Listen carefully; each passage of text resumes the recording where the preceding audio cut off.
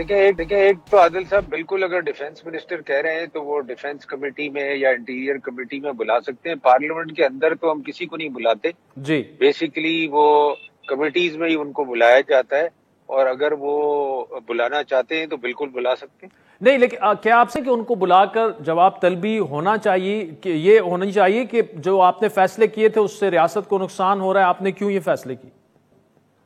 دیکھیں میں I don't know یہ پولیٹیکل اسٹیٹمنٹ دے رہے ہیں کیا دے رہے ہیں. یہ ڈیفنس منسٹر کو پہلے تو اس پہ خود اپنا ہوم ورک کریں نا، خود اپنی ڈیو ڈیلیجنس کریں کہ ایکچولی ہوا کیا ہے اور کنہوں نے بلایا ہے اور کیوں بلایا ہے اور اس کا مقصد کیا تھا ان کو بلانے کا. پہلے خود اپنا ہوم ورک کریں. پارلیمنٹ میں تو دیکھیں تب آپ بلاتے ہیں جب ایک ایشو ایسا ہوتا ہے جو کہ پارلیمنٹری انپٹ چاہتا ہے.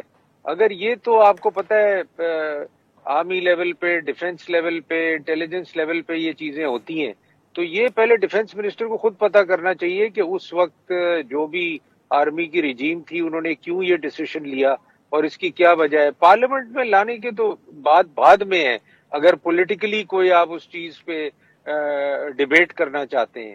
تو میں تو سمجھتا ہوں یہ اٹس ٹو پری میچور کہ انہوں نے یہ پارلیمنٹ کا لفظ استعمال کر لیا.